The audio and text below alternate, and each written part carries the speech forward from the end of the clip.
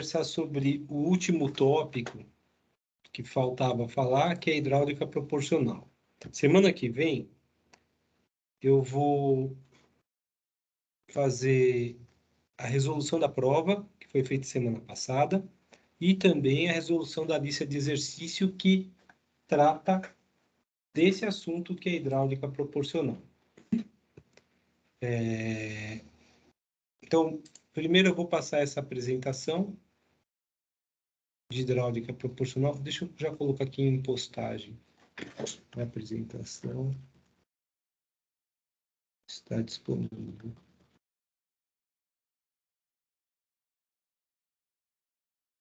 Vou colocar o link aqui.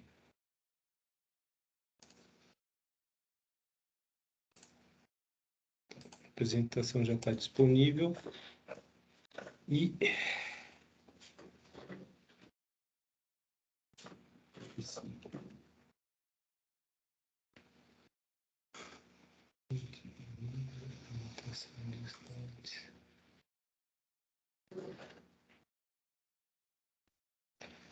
quando a gente fala em hidráulica proporcional, pessoal, até agora a gente teve aula falando sobre controle a evento discreto. O que eu quero dizer? Eu vou mudar o estado do meu sistema. Então, o meu sistema de controle ele altera o estado do sistema, ele altera as saídas dele, os atuadores, em função das entradas baseadas em sistemas que são tipo chave, liga-desliga. Isso é um sistema baseado a eventos discretos. O fim de curso foi acionado, eu tomo uma determinada ação. O botão foi acionado, eu tomo outra determinada ação. A temperatura passou de determinado valor, eu tomo determinada ação. Desligo uma válvula, ligo uma resistência, sabe? Basicamente é isso. A parte de hidráulica proporcional, ela vai ser passada para vocês para tratar de sistemas contínuos. Vocês já tiveram controle contínuo, controle de sistemas lineares e controle de controle a tempo discreto. São os dois controles que vocês têm. Aqui a gente vai olhar sobre o outro ponto de vista. Como é que eu vou fazer um controle do tipo proporcional, integrativo, derivativo? E a gente vai aplicar isso em hidráulica proporcional. Também poderia aplicar em pneumática proporcional, mas a pneumática proporcional tem um problema. O ar é compressível. Então, ela é mais complexa do que a hidráulica proporcional. E a hidráulica proporcional, inúmeros equipamentos são automatizados usando circuitos hidráulicos, como pás carregadeiras, elevadores. Tem elevadores que são pura e simplesmente um grande cilindro hidráulico. Então, o que a gente vai apresentar aqui é eletrohidráulica, hidráulica proporcional e controle em malha fechada. E essa teoria, a gente vai ver isso mais da questão teórica. Infelizmente, a gente não vai ter um módulo prático para isso, não dá para fazer isso remoto, porque não tem como eu exigir muita coisa de vocês. Eu iria montar o circuito e mostrar o PID funcionando num cilindro invasivo, sabe? Semestre que vem, talvez eu mostre isso para os alunos. São 3 princípios físicos, a lei de Pascal, que pressão é força sobre a área, e a pressão ela é sempre perpendicular ao ponto em que ela está sendo aplicada. O princípio da prensa hidráulica fala que uma força aplicada aqui ela é multiplicada, pode ser multiplicada e vai ser em razão das áreas. E da mesma forma, para conservar energia, se eu multiplico a força, eu tenho que compensar isso com maior deslocamento na área menor e um menor deslocamento na área maior. Então, apesar da força ser maior, o deslocamento é bem menor. A estrutura básica de um circuito hidráulico está aqui. A gente tem a unidade de potência, tem uma bomba, tem uma válvula limitadora de pressão e tem o filtro para o retorno. O sistema, como eu já falei para vocês, pneumático, o retorno é direto no ambiente. No sistema hidráulico, o retorno é para o reservatório. Esse é o circuito de potência. E aí a gente vai ter o circuito de atuação, que é composto por válvula direcional, válvula de retenção, válvula reguladora de vazão, cilindro, motor hidráulico. Então vai entrar uma energia hidráulica, através de um sinal, vai ter o sistema de atuação que vai sair através de uma energia mecânica, o movimento do cilindro, a rotação de um motor hidráulico, e é a pressão causada pela bomba que vai fazer isso acontecer. Tá aí a energia hidráulica sendo transformada em energia mecânica.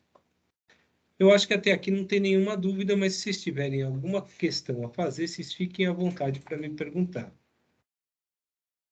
Até então, essa disciplina só tratou de atuação discreta. O sistema a válvula abre e fecha, e assim o cilindro avança ou recua. Tá? São eventos discretos. Agora, a atuação contínua, a gente precisa de uma válvula diferente, onde eu vou querer que o cilindro fique numa determinada posição intermediária entre o início e o fim.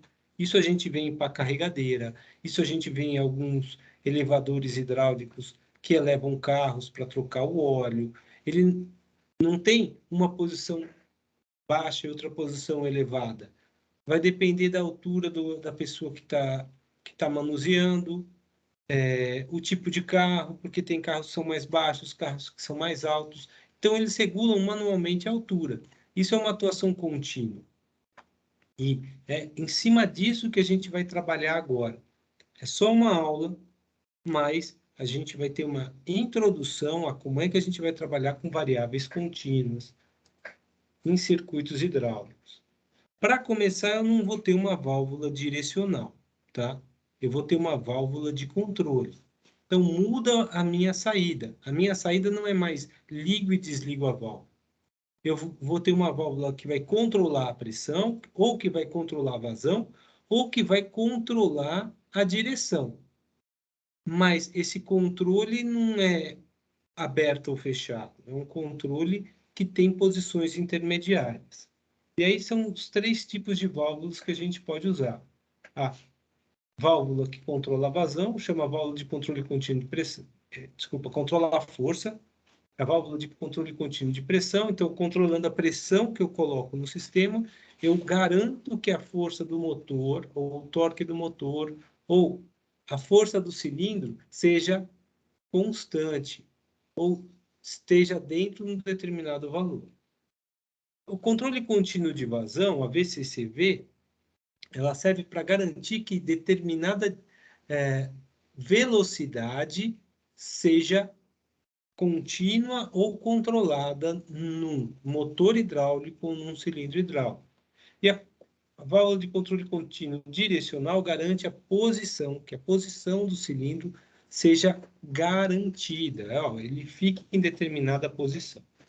Para cada tipo de saída, eu vou ter um tipo específico de sensor. Pergunto a vocês, se eu quero controlar a força, e eu estou controlando a força pela pressão, que tipo de sensor eu vou usar no meu circuito hidráulico nessa válvula de controle contínuo de pressão, pessoal? Alguém sabe me dizer? Vai adiantar eu colocar um sensor de posição para eu controlar a força de um cilindro hidráulico?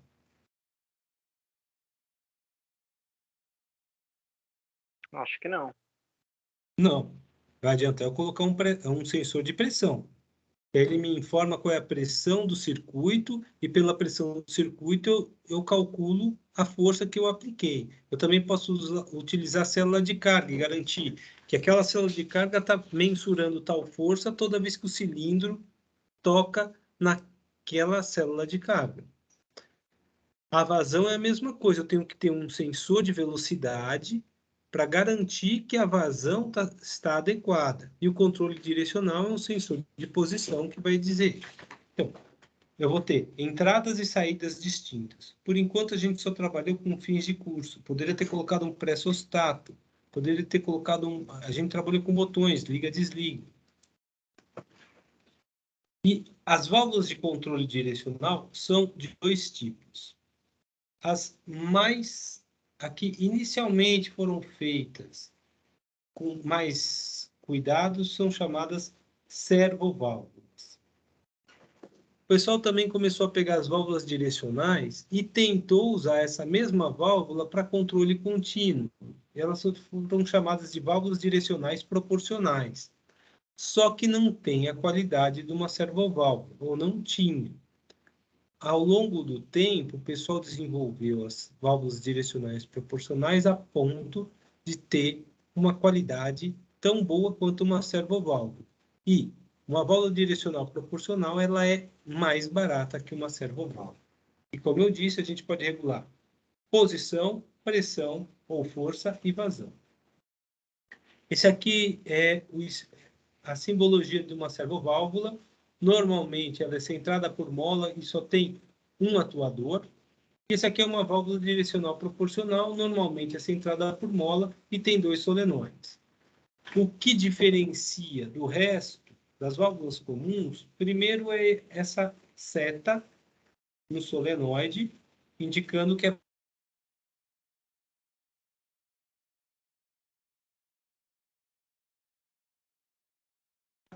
aos limites horizontais da válvula, indicando que a posição dela é contínua entre um centro fechado, como esse exemplo, esta posição ou esta posição. Então, eu não tenho só 3 posições, mas eu tenho uma infinita possibilidade de posicionamento dessa válvula. Alguma pergunta até aqui, pessoal? Tranquilo, professor. Por enquanto, não. As servoválvulas, como eu falei, foram as primeiras a surgirem, foi na década de 40, fruto da exigência da Segunda Guerra para acionamento de radares e plataformas de orientação e controle de lançamento de mísseis e foguetes. Então, isso aí também foi utilizado em trens de pouso, controle de voo, precisavam ter alta confiabilidade e, por causa disso, tinham um custo elevado. Aqui eu tenho um exemplo do motor de torque rotativo. À medida que eu aumento a corrente na bobina, faz com que esta haste se movimente por um lado ou para o outro, como se fosse um motor de torque. Essa movimentação vai movimentar o carretel da válvula que está embaixo. Tá? Aqui também tem um outro exemplo, só que é um motor linear e não um motor de torque. O motor de torque tem ótimo comportamento dinâmico. É muito mais fácil de modelar esse cara do que o motor linear. Mas tem alto custo de produção. Porque eu tenho que ter dimensões muito restritas, cilindricidades garantidas. O enrolamento da bobina tem que ser feito com muito cuidado. Os mancais têm que estar muito bem alinhados. E o material que eu vou usar, ele tem que ser homogêneo. Só isso que eu falei para vocês já encarece muito a solução que a gente vai colocar. O motor linear, ele tem alta precisão, consegue trabalhar com grandes volumes e grande peso. Aqui a gente vê uma servoválvula controladora de vazão. Eu tenho um carretel aqui, gente. Essa servoválvula vai movimentar esse carretel ou um pouco para a esquerda ou um pouco para a direita. Tudo em função da corrente que eu for passar na bobina que tem aqui. Então, esse sistema movimenta esse carretel. Esta é a servoválvula, vai movimentar esse carretel. Eu tenho a entrada de pressão aqui. Note que a pressão tanto vem para esse lado, como vem para este outro lado. E aí, o que acontece? Se ela tiver centrada, e ela é centrada por mola, tá vendo? A mola de regulagem do nulo, para que tanto esse ressalto quanto esse ressalto impeça que a pressão que esteja desse lado entre nessa parte do A ou entre nessa parte do B. Então, a pressão estagna aqui, a saída do fluido também fica estagnado e A e B ficam fechados.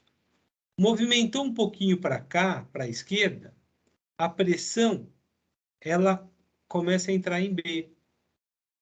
E o A fica comunicando com o reservatório, o retorno para o tanque.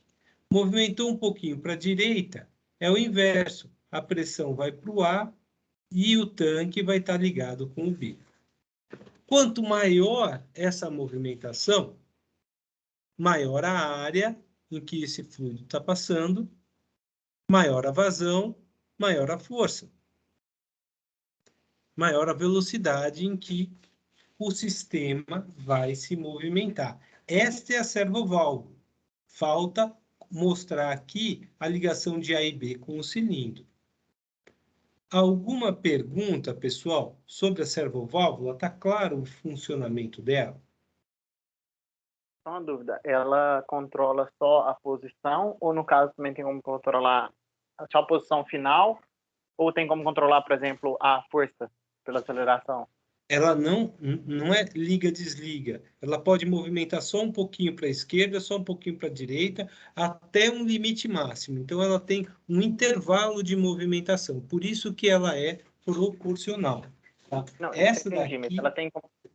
ela tem como controlar a força? Tipo assim, parar na mesma posição com determinada força ou parar nessa mesma posição com força menor? Sim, sim. Como eu disse para vocês, se eu colocar um sensor de pressão como entrada, tem o set point da pressão, e aí vai definir a força. E a saída é a posição da válvula. A posição da válvula vai ficar alterando para que garanta que a pressão do sistema seja igual à pressão que eu coloquei no set point. E assim eu tenho uma força constante. Mas isso pode oscilar, porque a gente sabe que tem o regime transitório e o regime permanente. E mesmo no regime permanente, eu posso ter parâmetros de P&D que vai fazer o sistema ficar oscilando. Então, a resposta à sua pergunta não é tão simples assim, Tati. Mas sim, ela consegue controlar tanto pressão, quanto vazão, quanto posição. Tudo vai depender do sensor que a gente utilizar e a geometria dessa servoválvula, uma é mais adequado para vazão, outro é mais adequado para pressão e outro é mais adequado para posição. Responde sua pergunta? Sim, respondeu sim, obrigado. Bem, falei da servoválvula, agora eu vou falar das válvulas direcionais proporcionais. É engraçado. Ainda não mudou para mim aqui. Vocês estão vendo a válvula direcional proporcional, pessoal? Sim. Sim, professor. Então, meu notebook está com um problema de comunicação, porque não mudou o slide. Agora mudou. Bem, elas surgiram na década de 70 para aplicação em equipamentos móveis e industriais. Na verdade, para as carregadeiras. Tá? O acionamento do carretel principal por meio de sinal hidráulico pneumático para equipamentos móveis, ação remota. Fica movendo aquelas hastes. Aquela haste, na verdade, está movimentando o carretel da válvula, fazendo com que o cilindro vá mais para frente, vá mais para trás, e a pá carregadeira acione e volte, e é todo um controle manual. Isso nos Estados Unidos.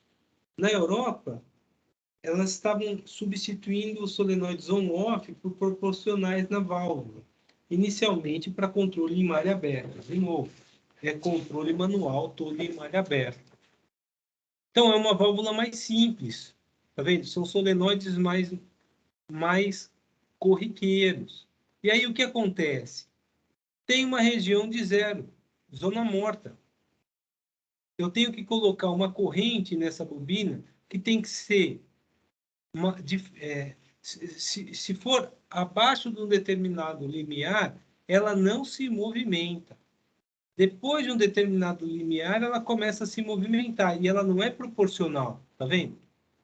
Ela vai se movimentando um pouco, tem uma região de proporcionalidade até chegar à saturação, que é a posição máxima que a gente tem aqui, do carretel. A gente também tem servoválvulas com retorno por mola, ou com estágios com realimentação de posição. E a realimentação de posição é um LVDT, por exemplo, vendo em que posição está esse carretel. Ele realimenta isso. Essa válvula tem característica de esterese, ela tem essa zona morta para começar a se movimentar, tem outra zona morta para voltar à mesma posição.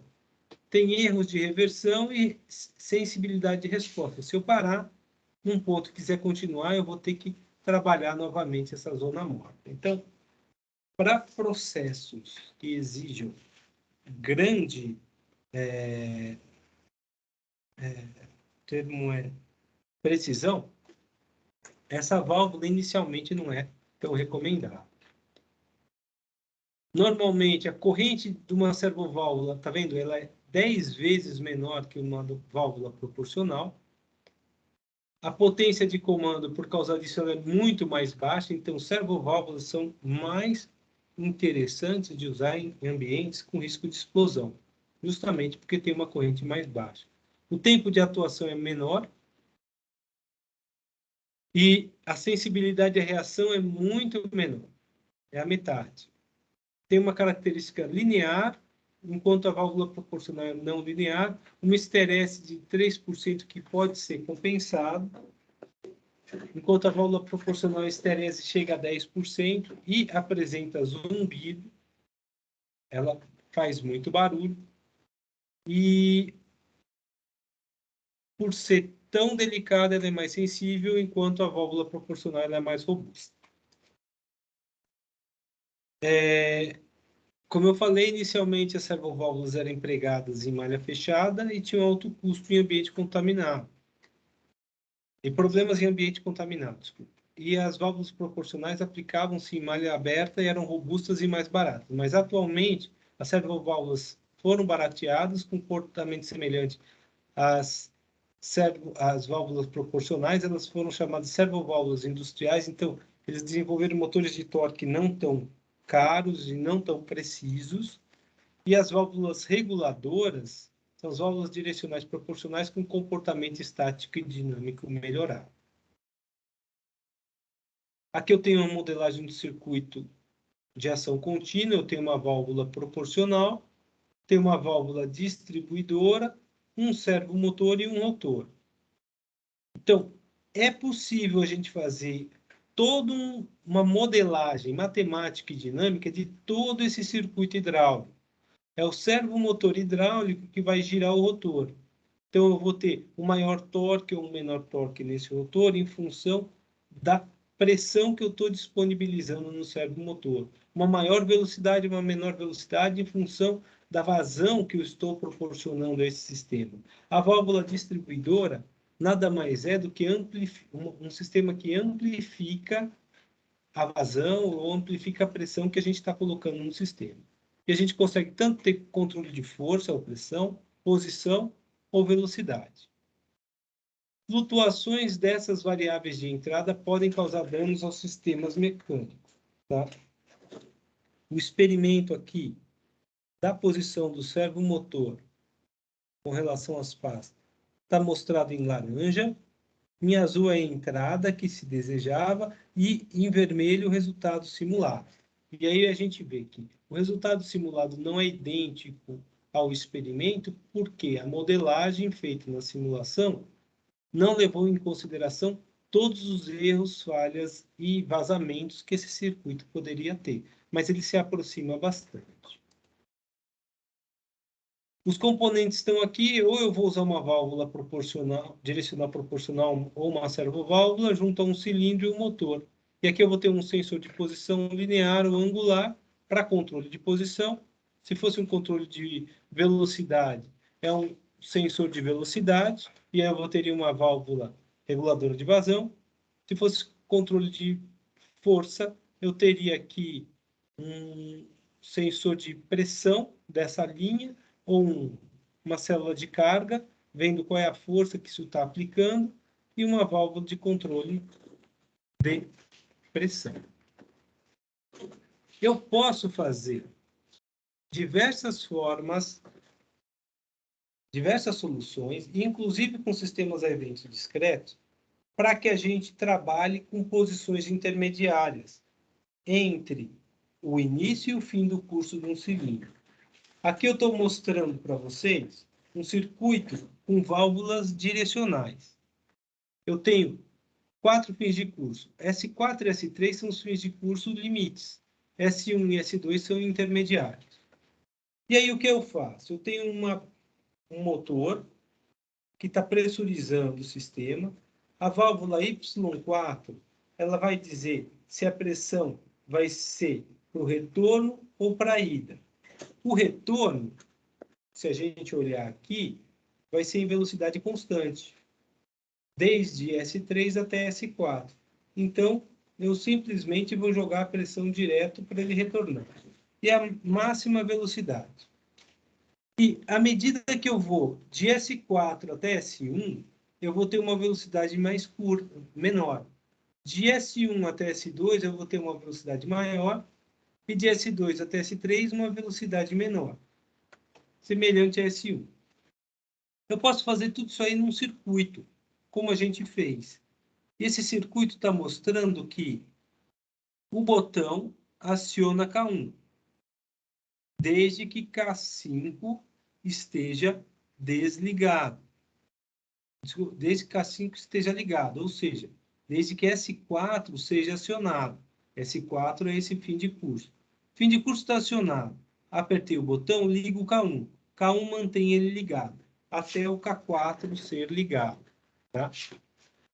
O K1 ligado aciona apenas Y4 e Y1. Y1 vai ter uma vazão, uma válvula reguladora de vazão, para que essa velocidade seja constante e conforme a gente deseja. Alguém quer Professor, perguntar algo? Nicolas? eu desliguei e liguei várias vezes, mas acho que eu não consigo mais ver sua tela. Você não consegue... Vocês estão vendo a minha tela, gente?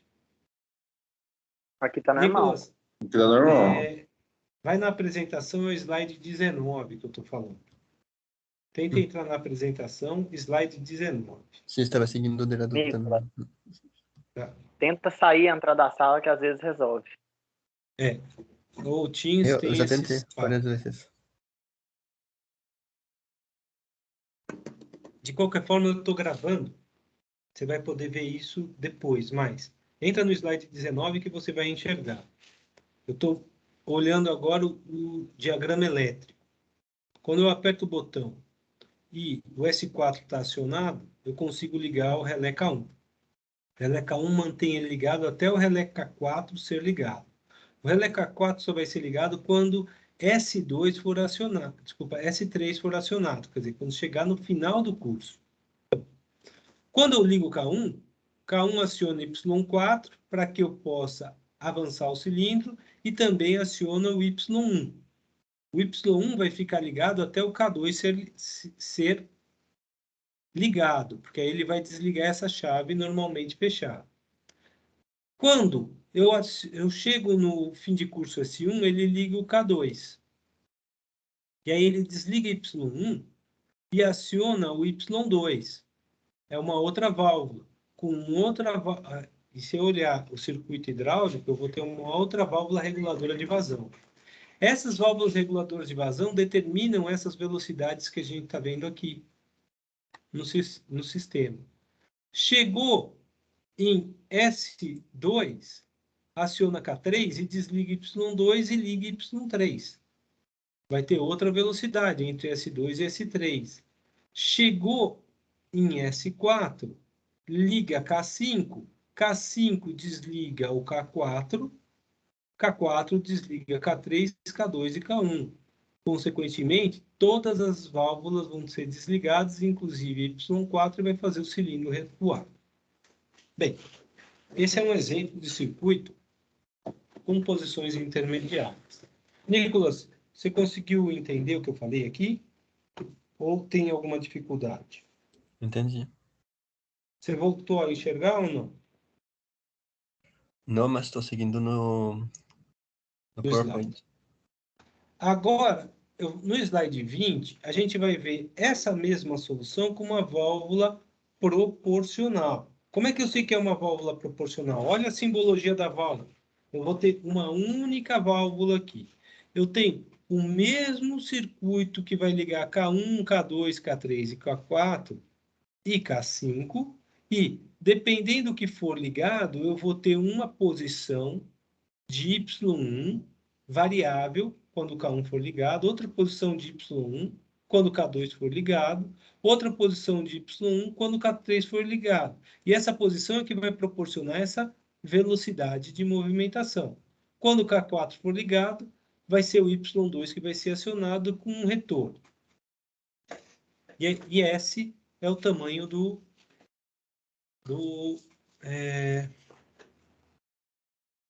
da haste do cilindro. Todo mundo entendeu o slide 20? Quer me fazer alguma pergunta?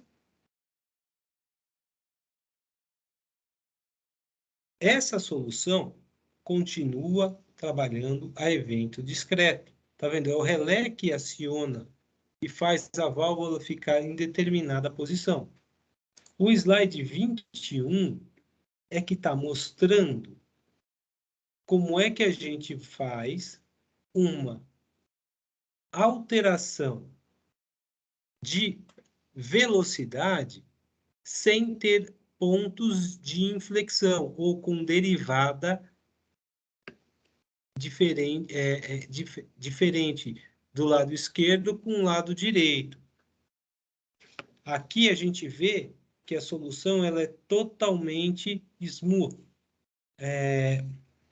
suave. A transição entre S4 e S1, S1 e S2, S2 e S3 ocorre com delicadeza.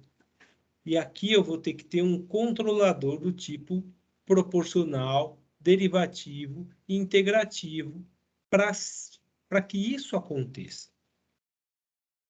E as saídas...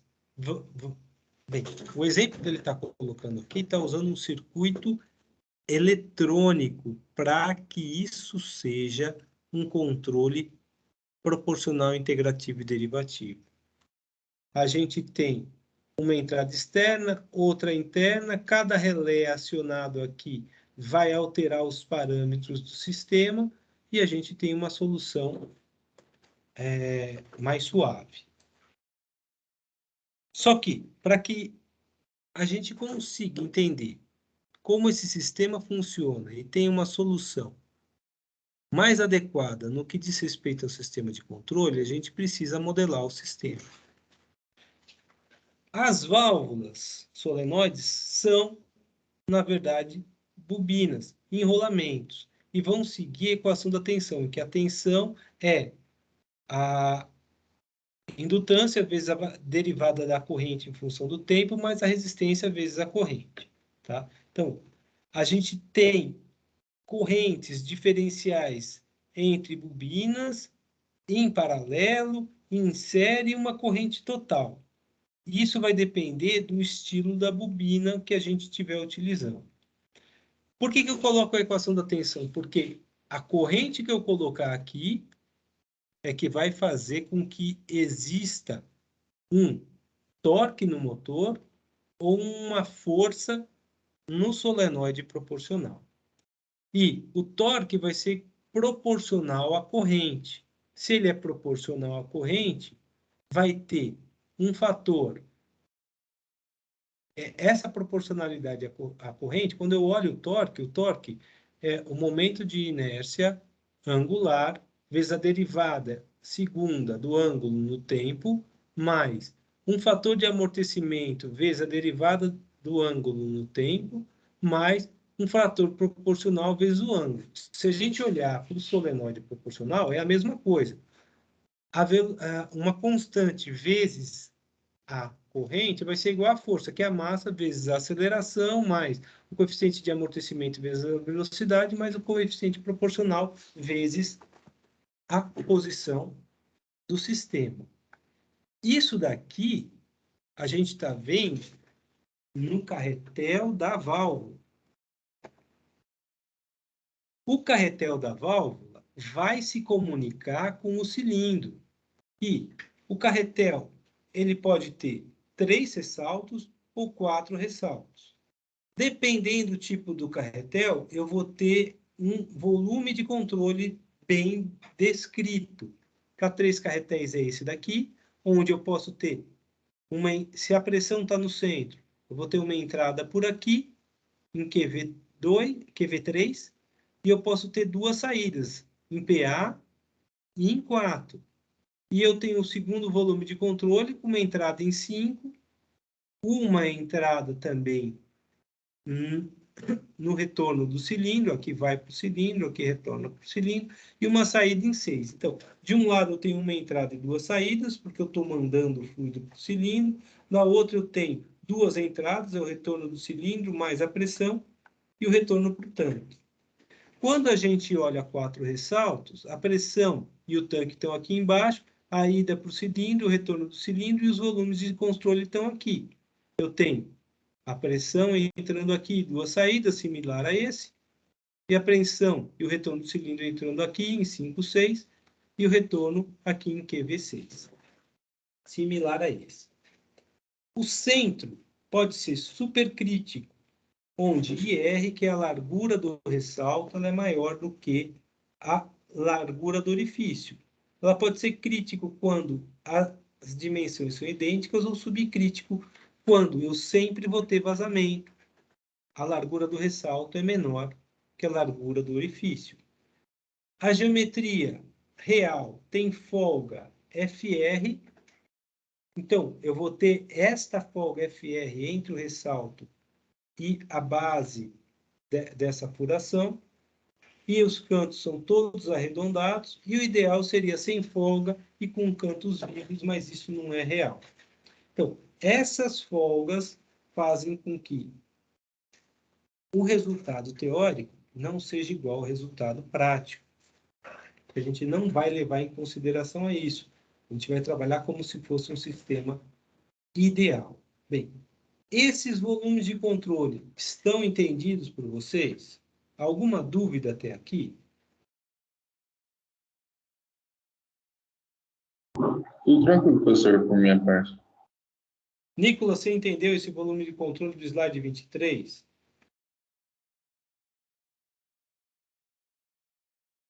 Sim. Estou indo para o slide 24. Bem, o que acontece? Quando o fluido for passar entre o ressalto e o corpo da válvula, ele é similar a passar por um orifício. Tá? Então, eu vou usar a equação de vazão de controle, onde a pressão em 1 mais meio ρ V1 ao quadrado, onde ρ é densidade de massa, V1 é a velocidade do fluido em 1, mais ρ G Z1 vai ser igual à pressão em 2, pouco depois do orifício, mais meio de ρ V2 ao quadrado, mais ρ G Z2. Aqui a gente tem a pressão cinética, que é a própria P1 e P2, a energia de pressão, desculpa, a energia cinética é meio ρ V1 ao quadrado, a energia da pressão, P1 e P2, e energia potencial, ρ G Z1. Eu estou igualando a energia de um lado e a energia do outro. Estou desconsiderando as perdas devido ao orifício. Ρ G Z2 menos E1 pode ser desprezado porque está na mesma altura manométrica. Como a área em 1 é muito maior que a área em 2, V em 1 é muito menor que a V em 2. Que a vazão vezes o volume é proporcional à área vezes o volume. Então, A2 vai ser igual a um coeficiente de contração vezes A0. A0, a área do orifício. V2 vai ser igual a V2R dividido por CV, onde CV é um coeficiente de velocidade, V2R é a velocidade 2 real. E aí a gente vai ter que, o QV vai ser, ao invés de eu escrever A vezes V, eu vou colocar um coeficiente CD vezes A0, raiz de 2 ΔP sobre ρ. Porque eu zero isso daqui, zero isso aqui, eu vou ter P1 em função de P2, meio ρ de V1 e V2, e V1 é muito menor do que V2, a gente chega nessa equação da vazão. Eu vou aplicar essa equação no volume de controle.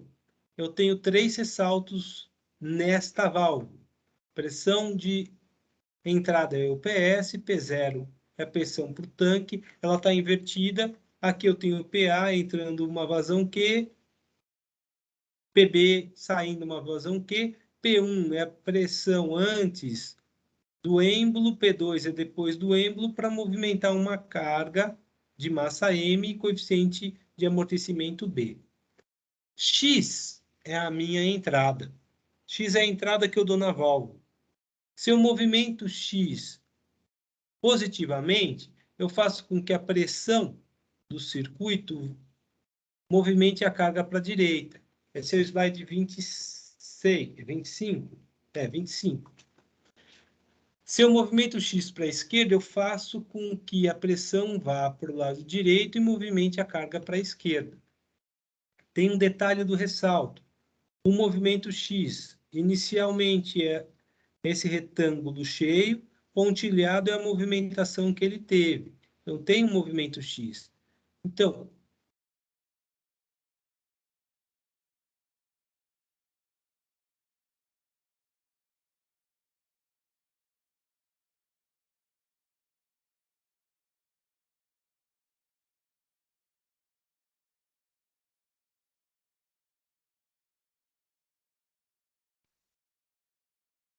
a área da vazão em 1 e da área em vazão em 2. A área em 1 vai ser igual à área em 3, porque eles vão ter o mesmo deslocamento. A área em 2 vai ser igual à área em 4. E eu posso falar que é uma proporção a x0 sobre x2 mais x para o área em 1 e 2, e é proporcional, por isso esse casinho, x0 sobre 2 menos x. As equações 5 e 6, onde cai uma constante. Essas equações 5 e 6 aplicadas à equação 4 do slide 24, a gente chega às equações 7, 8, 9 e 10. Não vou listar essas equações, mas a gente chega, eu simplesmente estou aplicando isso e as variações de pressão, PS menos P1, PS menos P2, tanto em 1 e 2, P2 menos P0 para Q3, P1 menos P0 para Q4. E a gente chega às relações que estão apresentadas aí. C1 é um coeficiente de proporcionalidade, que é C1 minúsculo K vezes 2G sobre gama, raiz de 2G sobre gama. E C2 é C2K, raiz de 2G sobre G. Onde G é o peso sobre gama, desculpe, não G. G é o peso específico, G é a aceleração da gravidade, e o peso específico é dado por gama igual a ρ sobre G. Disso a gente tem que Q, que tem que ser aqui, tem que ser igual a Q1 menos Q4. E esse outro Qzinho aqui da direita tem que ser igual a Q3 menos Q2. Pegando essas soluções e colocando, a gente tem as equações 11 e 12.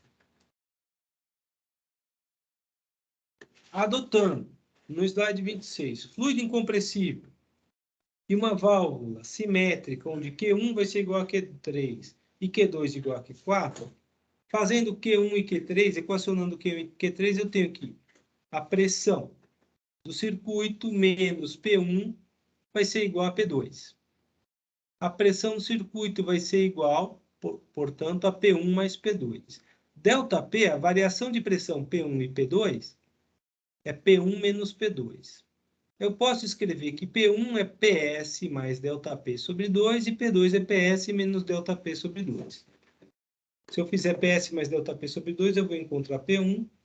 PS menos ΔP sobre 2, eu vou encontrar P2. Por que eu faço isso? Para substituir aqui nas equações 11 e 12, onde eu tenho PS menos P1 e raiz de P2. Como eu sei que P1 é PS mais ΔP sobre 2, PS menos P1 vai ser PS menos ΔP sobre 2. E assim a gente tem as equações 18 e 19. Por que essas equações são importantes? Para a gente ver que a única coisa que varia nessas equações é o ΔP, que depende da minha carga, e o X, que é uma entrada do meu sistema. Então, a vazão ela é proporcional à posição da válvula em X e às características dinâmicas de força desse sistema devido ao ΔP, que é P1 menos P2. Todo o resto, C1 é uma constante, PS é constante, que é pressão de trabalho, X0 sobre 2 é constante. Bem, estamos numa função com duas variáveis, não uma função com uma variável. Como é que a gente trabalha com equações com múltiplas variáveis? A gente lineariza ela na posição de equilíbrio. E essa linearização pode ser descrita como se fosse uma soma de derivadas parciais. Esta é um modelo de linearização só é válido se as variáveis forem independentes. A entrada X é independente do esforço que a gente vai fazer. Então, a gente pode fazer isso. Se eu fizer a vazão menos a vazão no ponto médio, vai ser um coeficiente A, que é a derivada parcial da função em função de x, vezes x menos x barra, que é o x inicial, mais B, que é um coeficiente que é a derivada parcial da função f em função de ΔP, vezes ΔP menos ΔP barra. Isso daqui é a gente está solucionando o sistema usando esta propriedade matemática. Então, as derivadas parciais vezes os delta de cada variável, ΔX e ΔP. Os coeficientes A e B são dados pelas fórmulas que estão colocadas aqui. É só pegar as equações e fazer as derivadas que a gente chega nesses valores de A e de B. E essa equação 20 é um modelo matemático linearizado da válvula carretel próximo ao ponto de operação. X igual a X barra, ΔP igual a ΔP barra e Q igual a Q barra. Assim eu posso escrever no slide 28 que a vazão vai ser um coeficiente K1 vezes X menos o coeficiente K2 vezes ΔP. E aqui eu tenho o valor de K1 e K2, dado que o ponto inicial x barra seja igual a zero, ΔP barra seja igual a zero e Q barra seja igual a zero. A gente chega nessa solução. E aqui mostra que quando x for igual a zero, eu tenho um gráfico passando no ΔP igual a zero. Quando x for igual a x1, eu movimento esse gráfico. Quando x igual a 2x1, é 2 vezes o valor de x1. Se for menos x1, ele faz com que eu tenha uma vazão zero num ΔP negativo. Olha só, quando x igual a x1, eu só vou ter uma vazão zero com ΔP positivo. Quer dizer, eu mantenho a minha posição x1 e eu vou ter uma força máxima para que eu não tenha nenhuma vazão. A força do meu sistema tem que ser maior do que esse valor de ΔP aqui, para que eu possa ter alguma movimentação negativa ou alguma movimentação positiva se a força for menor. Então, se a força for igual a zero, eu vou ter uma vazão máxima aqui. Se a força for negativa, quer dizer, ela vai aumentar a vazão junto com a vazão do carretel que estiver colocando no sistema. E a gente vai estar trabalhando com sistemas proporcionais entre x e ΔP. Eu não sei se esse gráfico do slide 28 ficou claro para vocês. Todo mundo entendeu esse gráfico, pessoal? Tranquilo, professor. Bem, supondo que as forças de reação de carga são pequenas, de modo a ignorar a vazão e compressibilidade do óleo. Então, a vazão do óleo Q vezes dt é igual à área do êmbolo A vezes a densidade ρ e o deslocamento dy. Agora eu estou relacionando a saída y com minha entrada x. Então, eu vou ter a ρ dy vai ser igual a Q vezes dt. Substituindo a equação 21 na equação 20, onde Q é igual a Q1x menos Q2 ΔP, eu tenho a equação 22, que ΔP, a variação da pressão, vai ser igual a 1 sobre K2 vezes K1x menos A ρ dy dt. Supondo que o êmbolo vai mover uma carga com massa e atrito viscoso, a gente vai poder reescrever esse ρ dy ΔP como my dois pontos mais by. E isso vai ser igual a A sobre K2. Desculpa, o ΔP vai ser... A força vai ser my dois pontos mais by ponto. E aí a gente vai ter A sobre K2, eu jogo A para fora. K1 vezes X menos A ρ y ponto. Ou eu posso escrever todos os coeficientes de Y de um lado e o coeficiente de X do outro. Presta atenção nessa equação 24, pessoal. Eu não tenho que y é igual a x ponto, x2, mx2 pontos mais bx ponto mais kx. Não, eu tenho o inverso, que x é igual a my2 pontos mais by ponto. Não é uma equação diferencial, é uma equação integradora.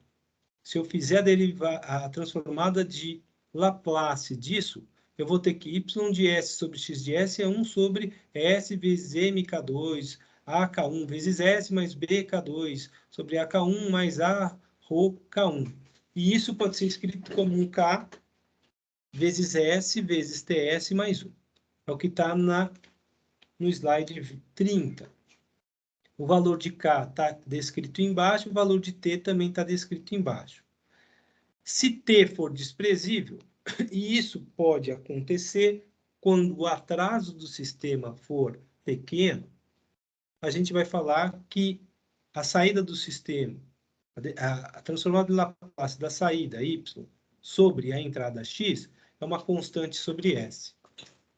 Isso significa que a gente tem um sistema integrativo. Se eu dou uma entrada x, o y tem velocidade constante. Ele não tem uma posição constante, ele tem uma velocidade constante. Eu integro x em y. É isso que a equação 26 está falando. Se eu levar em conta vazamento de óleo, compressibilidade do fluido, dilatação de tubulação e outros detalhes, a gente tem uma equação de terceiro grau no denominador. Tá? Mas a gente vai trabalhar com essa equação de primeiro grau no denominador. Y de S sobre X de S é igual a K sobre S. Bem, isso é o carretel mais o cilindro e uma carga. O que é um controle? É o relacionar a entrada X com a saída Y. O controle pode ser feito de forma física, com essa barra, ou pode ser feito de forma lógica, com sensores de posição e atuadores nos solenoides.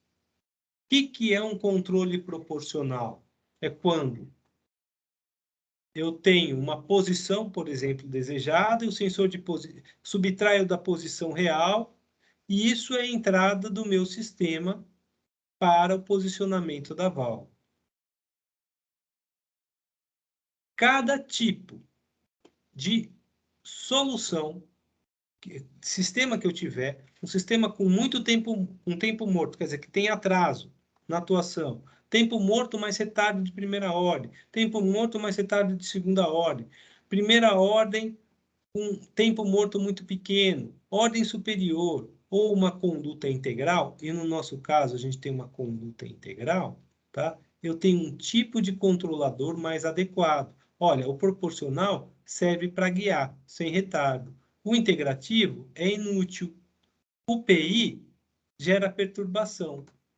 O PD, se tiver retardo ou tempo morto, ele serve para guiar, serve para controlar. E o PID é se tiver com perturbação. O PI é com perturbação, mas se não tiver tempo morto no sistema. Então, eu vou saber qual é o controle mais adequado aqui. Então, se eu não tiver tempo morto, num circuito como esse, eu posso usar um controle proporcional, que ele é adequado. É isso que esse slide 32 está mostrando para a gente.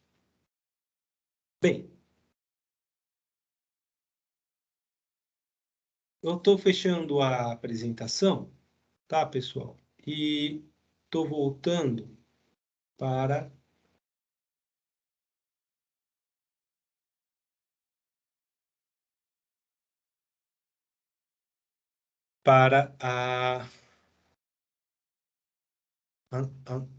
a parte referente à lista de exercício número 3. A lista de exercício número 3 tem tudo a ver com essa aula. Estou abrindo ela aqui. Nicolas, peço para você, se não estiver vendo. Na verdade, a lista de exercício número 3 é o penúltimo slide. A barra colocada relacionando entrada e saída. Dado esse conjunto hidráulico, prove matematicamente que a alavanca de realimentação, essa é a alavanca de realimentação, produz um efeito proporcional ao sistema de controle. Eu quero que você prove que, dado uma entrada XZ1, esta é a entrada dele, ela vai criar uma saída que vai ser proporcional a ela. Bem, como é que a gente resolve isso? Vou dar a dica para vocês. Inicialmente, o sistema está parado, não tem nenhuma vazão acontecendo aqui. Quando eu faço XZ1C maior que zero, o ponto C vai ficar parado, vai ter uma movimentação aqui, nessa altura, e o ponto A vai movimentar-se proporcionalmente a L1 mais L2 e L2. Ó, porque eu vou ter um triângulo aqui com altura L2 e eu vou ter outro triângulo aqui com altura L1 mais L2. Ó, XE1 está para L2, assim como a movimentação XV1 está para L1 sobre L2. O que acontece, então? Essa movimentação XE1 vai ser o pivô do sistema. Ela não vai mais sair dessa posição, ela é fixa. A movimentação desse carretel vai fazer com que a pressão entre pelo lado de PA. É isso mesmo, ele vai movimentar para cá. Isso, a pressão entra aqui e faz o cilindro se movimentar. Vai ter a pressão desse lado e a saída por esse. O cilindro começa a se movimentar até que essa posição C se desloque para a direita, de forma com que o triângulo que ela forme com a posição B faça com que o A volte à posição inicial e a vazão cesse. Então, eu quero que você mostre que essa entrada aqui vai gerar uma saída proporcional à entrada XZ1. E qual que é essa proporção? Qual é esse coeficiente de proporcionalidade? Tem a ver com L1 e L2. Se vocês tiverem dificuldade em fazer isso, entre em contato comigo pelo Teams, que eu ajudo vocês a desvendar que essa barra fixa na verdade, é um controlador proporcional. E o ganho tem relação a essas distâncias L1 e L2 que a gente tem aqui. Alguma pergunta, pessoal? Nicolas, você viu?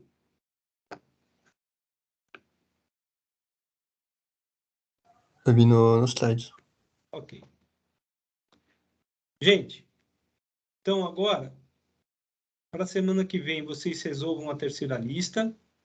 Semana que vem, eu vou resolver essa terceira lista. Vou resolver o questionário 2. Se vocês não notaram, a gente tem a aula de hoje,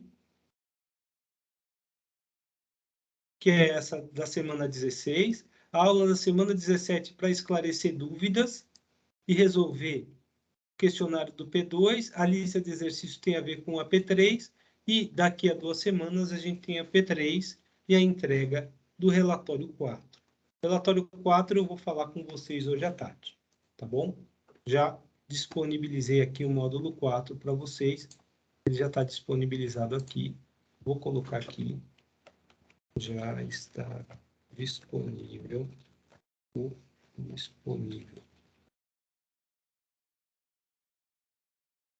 módulo 4.